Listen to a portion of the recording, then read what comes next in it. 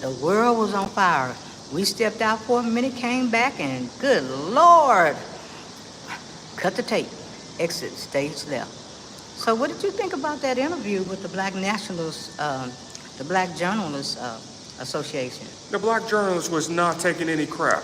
They were not going to be kowtowing to the predecessor, period. Yeah, it's kind of really pissing him off because he's not getting the attention that he needs at this time. And he had some real questions in front of him. And I was glad that they asked about his mental acuity or his mental, his state of mind. So what do you think about his state of mind, Andrea? I think about his state of mind, I think that he just came out as entitled. And he just wants the easy questions. He just don't want to be challenged. Well, he got to run for his money there, because, boy, they were firing at him. I mean, left and right. And I'm still waiting for the diagnostic assessments, because that don't seem like that would happen. I don't even understand why it went this far with him even being on the ballot. Nobody challenged his mental ability. No one challenged it. So the bottom line is he didn't look too good up on that stage tonight, and they snatched his butt off of there. What do you think about that statement when he said Kamala Harris, he didn't know that she was black? Wow, wow. Ignorance is just really just, and Jamaican is considered black in the first place, and biracial, and Indian. She had a black, I mean, if you read Kamala Harris's biography, if you read Mr. Predecessor. Well, a lot of people don't read. Which they don't read anyway. Kamala was born to an Indian mom and an African American dad and a Jamaican dad. And that don't have nothing to do with her being as intelligent as he would. I mean, she's qualified, bottom line. She's qualified and fit to do the job. End of story. You know, because like I said, I am so sick of that DEI, I don't know what to do, you know. And I'm so sick of trying to want to move forward and seem like we're taking 20 steps back. But after looking at that festival last night in Atlanta, that set them on fire, and that lets us know that that energy is very high. Another thing I want to ask you, when he said that the vice president didn't kind of matter, do you think he threw my man J.D. Vance under the bus? A vice president actually does matter. It may not be historically for whether it wins or loses. A vice president, your first decision making for being a president is you pick your vice president. That goes in mind for your decision making process, because if something would have happened to the president, the vice president takes over the presidency. So the vice president does matter. Well, she mattered, Kamala mattered to President Biden, and she's bringing it in. She's taking it on. So that lets you know J.D. Vance had a bad start. I think the start was when they picked him for vice president. That was the end all and end all. And it's getting the women the opportunity to see exactly where all his alliances is. It is not to women, it's strictly to men. You know, how do you feel about that, Vondell? How I feel about that he's one of those misogynist men, J.D. Vance, and a fake hillbilly, which he was from Silicon Valley, that was allied to Peter Thiel. So, basically, he got his richness. He got his richness as far as what he did out there in Silicon Valley. So I guess that's supposed to say that this is going to bring his intelligence. It's not working at all. So why do you think that they had to snatch him off the stage? Because they don't want to be, because it was getting worse. And so the bottom line is, you think Trump is, the predecessor is happy right now for him as being his VP pick? I think he's going to dump him. And so he's going to dump J.D. Vance. It's only a matter of if. It's not a matter of if, it's a matter of when. I think J.D. Vance is done as the vice presidential candidate. I really do. Well, He's changed everything else, and everything else seemed to be um, exceptional or ordinary, out of the ordinary, or uh, as they say, precedence. If he gets rid of J.D. Vance, it'd just be right along the stream, right in what he normally do. Do you think he was rude to to? Trump was rude to the journalists. Yeah. Do you think he was rude to her? That was rude to her. And they said, oh, she was so rude to me and things like that. No, she's not taking your crap. She's holding you accountable. Yeah. That's what accountability looks like. Yeah. You're just not used to it. Not only you're not used to it, you don't like accountability. Yeah. So the bottom line is the people that's going to vote for him is going to be there for him, and we're not here to change anybody's mind. If that's who you want to vote for, that's your right. But we just don't want our rights taken away, and that's just the bottom line. Or put in concentration camps. And this election means a lot, and a lot has been stripped away, and I don't think a lot of people realize that, because when they mentioned Project 2025, that seemed like it was exit stage left. It was time to get off the stage. There wasn't many many answers to the questions that they put in front of him. So I guess he's just not good at answering those questions. What do you think? He don't want to ask specific questions at all. He don't want to face accountability, period. He just want to have softball and just want to worship him. He has that king mentality of worship me, how dare you challenge me. Whatever happens in his message, you have to realize that, once again, he's NPD, and that's narcissistic personality disorder. Basically, you have to really believe what he says. A lot of people don't. They just take it and blow it off. When he says he's going to do He's going to do it. Well, he's going to do it. This is where I go back and forth with people. A lot of things that he says he's going to do, yeah, it'll get done, but a lot of his enablers, by proxy, will do it for him, because he didn't write Project 2025. What'll happen is, if he's in office, the bottom line is, we're going to have a lot of people as presidents. That's what you're going to see, because he'll be running around doing whatever he does, and they will be doing the rest. And basically, it can't be all about just tax codes and making the rich richer and all the poor people stay poor. That's something that has to be looked at. And the rules on the Supreme Court is just not the predecessor himself. It's also the rule of laws. People like Samuel Alito, Justice Kavanaugh, Amy Coney Barrett, Neil Gorsuch. Yes, and we're saying that Justice Roberts, Justice Samuel Alito. And Justice Roberts didn't have control of his crew, and so he ended up basically making this decision, and he's just basically a justice in name only. That's all. It's really the Samuel Alito and Clarence Thomas court without the Chief Justice. This is for years to come. This is for the next 50 years, to be exact. For the next generation, and we need to be on it, looking at these interviews, listening to what the predecessor had to say, and I mean staying focused, really listening to what he's saying, and like I said, and what he will promise to do when he's in office. So our thing is, it doesn't matter if you're for Trump, good. If you're for your life being extended beyond Trump, then get out there and vote, because it's everybody's life on the line. And whether people want to hear it or not, that's fine. Whether people want to say, this is bad, everybody has to come together right now. I don't think nobody wants to get up in the morning and wake up to a dictator. There's things that you can do on your own. You can pray on your own. I'm trying to see the conflict of interest of, here's the person that says, pray for me, and abstractly, he doesn't believe in God. That's just the bottom line. He believes he's God. That's who Trump is. He believes he's God.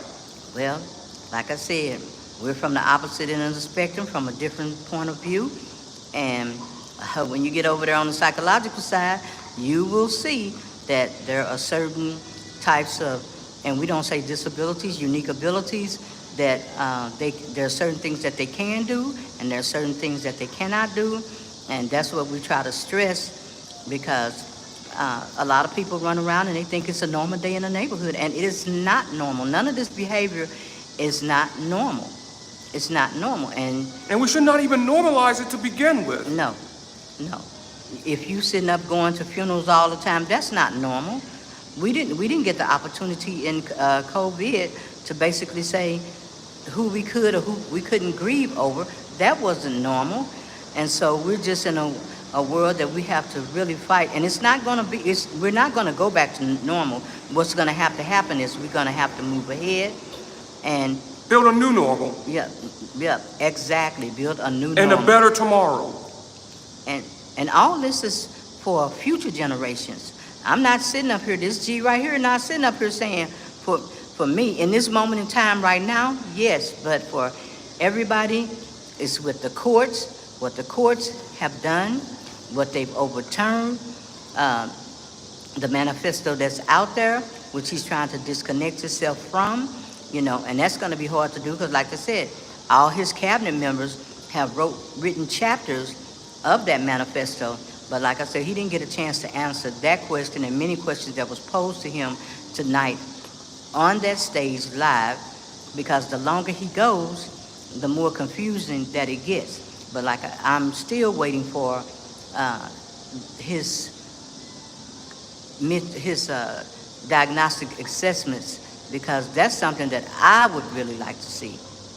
But hey, I'm no doctor, and I think that for as him going against a person that he think is DEI or don't have the ability or the intelligence to hold ground with him, then I don't understand why the challenge has been called off for as him debating her. If he's strong in what he firm and what he believe in and can convince a lot of people, I want to see that debate. I want to see him get up there. It was scheduled, it's been called off. And that's not a good look. It wasn't a good look tonight with this National Association of Black Journalists. With the National Association of Journalists. Convention. That wasn't a good look.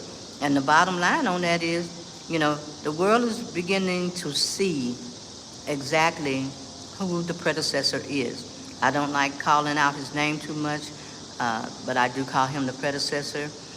And, that's me moving forward. So, what other feedback that you have about this? What I have other feedback about this is that we have to really hold the guy's feet to the fire. Not just the predecessor, but his enablers such as a J.D. Vance, such as a Tim Scott, such as the Republican Party, like Speaker Mike Johnson, all accountable for allowing and normalizing this type of behavior, thinking that this is the politics of the future. It's not.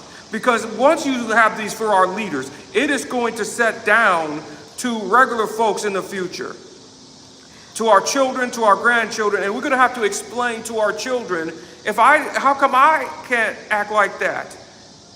But they're successful. They're successful in what? They're successful because they acted like that, and they're in office. But if I did, I'll be in trouble. This is a great news. This is fertile ground for defense attorneys everywhere. That's what you just did. Well, and he's taken them out. He's basically challenged them. They've been attacked. Everybody's attacked, and I guess the question for me for us Christianity is, if you're a Christian, how can you put your faith in a man? I thought it was supposed to be in God.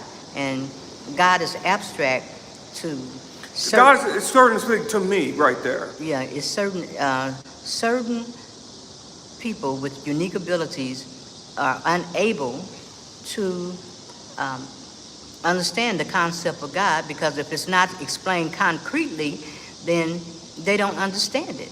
It's not that they're atheists, agnostics, It's just that if they don't see it, and it's just like attorneys, if it ain't on paper, it don't exist. You got to bring the case, you got to state the case, and if you come in there with hearsay, it's just not gonna work out. And it's all about the facts, and we have to stick to the facts. Anything else that comes out their mouth, if it ain't factual, then you have to dump that information. We're not coming from, as they say, the normal side, the negative side. We're coming from the opposite end of the spectrum where his nephew just got in front of national TV and talked about his son, the disability that he had, and how the predecessor said that he thinks that he's a burden to society, he's a waste of money, and he should just die. And that's when you hear things like that, is this the person that you really want to put in office? You know, we're military people too, and it's hard hearing that you don't have respect for the military. These men went over there, served, and lost their lives. You know, some of them that came back, now they're crippled and disabled. But that was a question that I would have loved for them to have asked, but I guess they had their lineup, and there you go. But that will be probably answered later on down the road if the predecessor go ahead and take the challenge of Kamala Harris. So it's kind of like, who's the real alpha? Is it alpha Kamala or is it alpha Trump? Because right now the position is holding that she is alpha, strictly alpha. Well, we don't have to say that. She's polling pretty well right now. And it's just not, a lot of people are having, I guess they say, they woke moments. A lot of people have changed position. What I really hope and wish that the Republican Party come back, take a stance, and get their party back, because that was totally changed. And the people that's in the Republican, well, MAGA, that has taken over, they need to step out and let the people that was Republicans before take the lead and come back, where we can see the discussions that's not, as they say, weird or just straight up crazy. We need to have real people in Congress solving real problems. We need, because at this point, our world is turned upside down, and a lot of that is just not on the predecessor. A lot of that is on the Supreme Court. And if you guys do any reading, you know, and I'm telling you, you need to read Project 2025. It's 900 and plus, I think 920 pages. You better believe that we've read that. We've read the Chevron decision. Everything that comes our way, we read. We're not getting up on YouTube for validation. We're not getting up here to say like and subscribe, because a lot of people struggle with that. That's not our struggle, because we're straight shooters, and we're basically saying, cool, if you come to our channel and we don't have big numbers, that's good. But what we're saying is we're devoted to our channel. We want to put out the facts.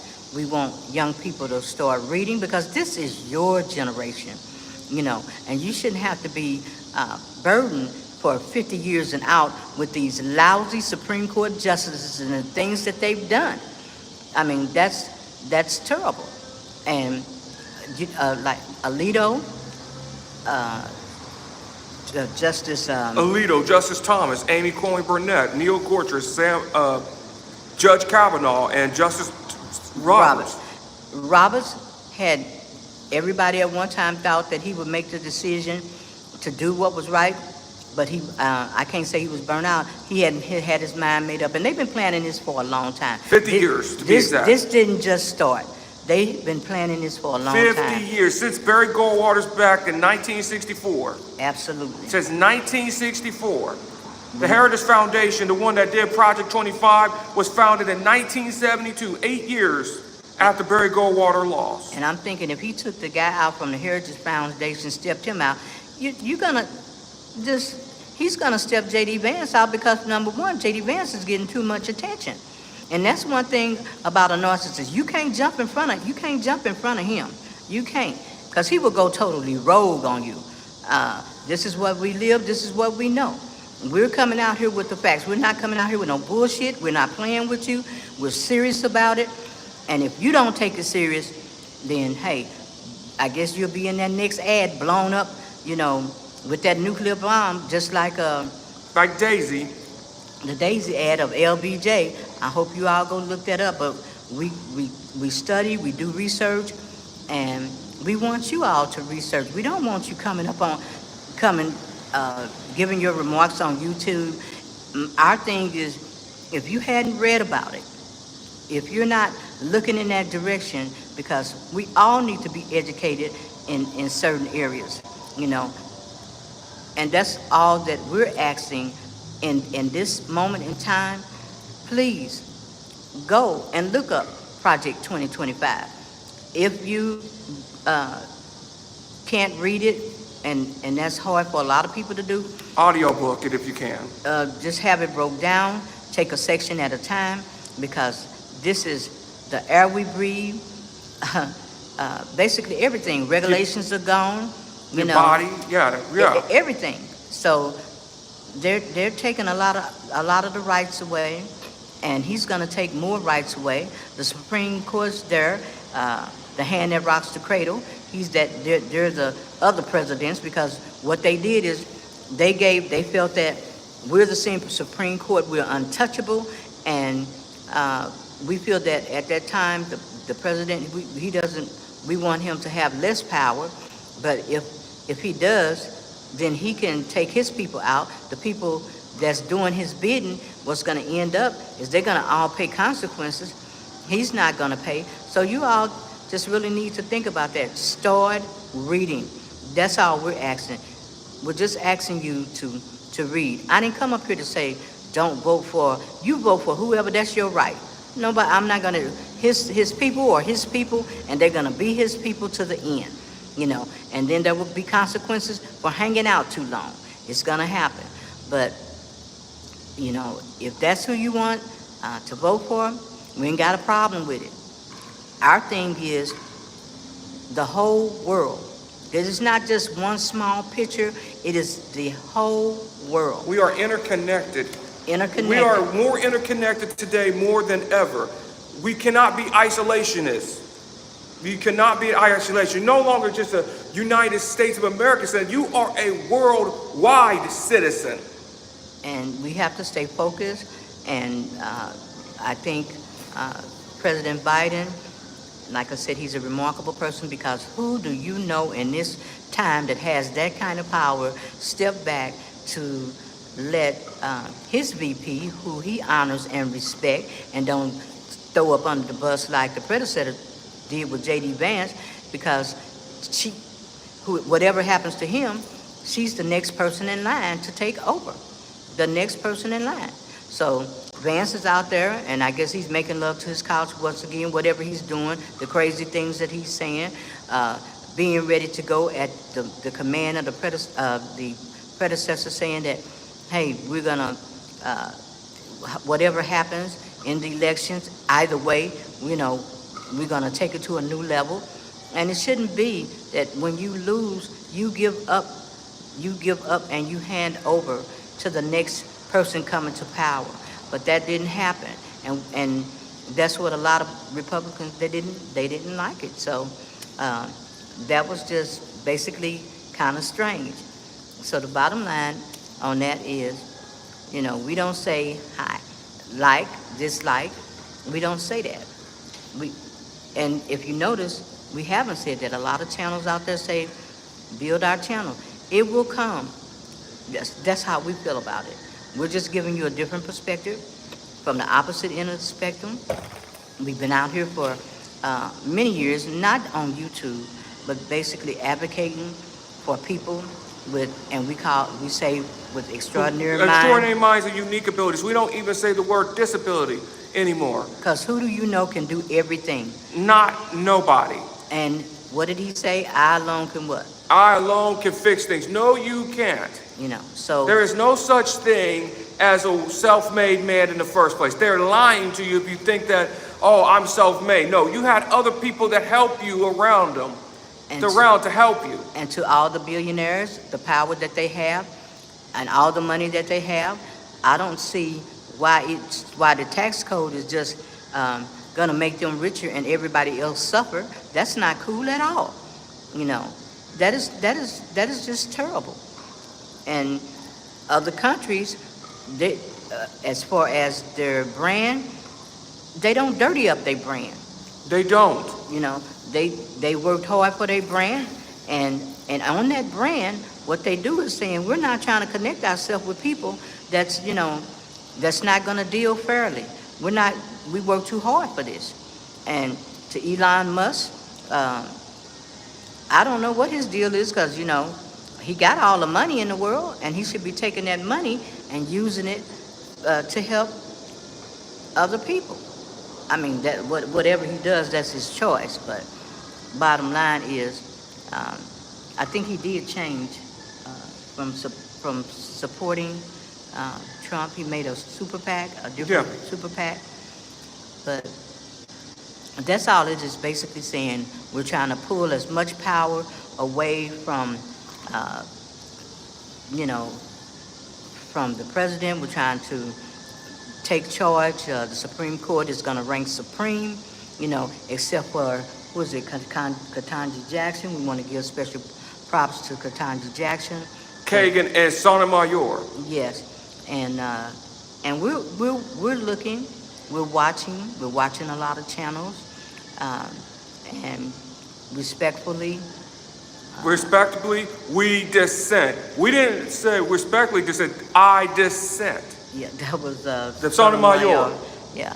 So on that note, like I said, we had went out to dinner. When we came back, it was like, wow.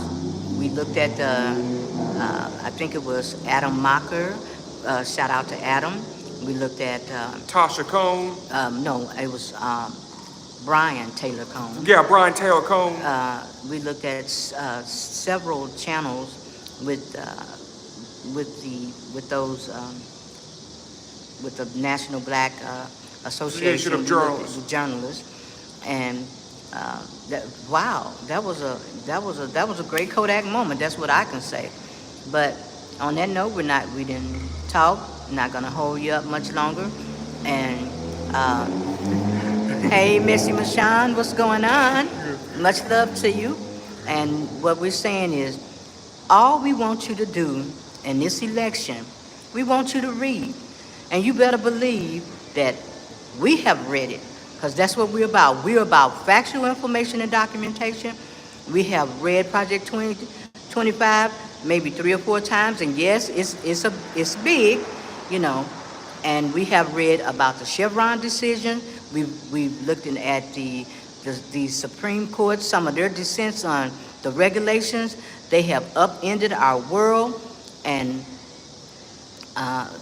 we just got to educate ourselves. We got to know. We just can't be second guessing, because it is the Gen X, Gen Z, it's everybody's life that has been compromised at this time. So please get out and vote. The predecessor is going to have the people that he's going to have vote for him regardless. But everybody that has the I don't know, maybe not, you will know one thing.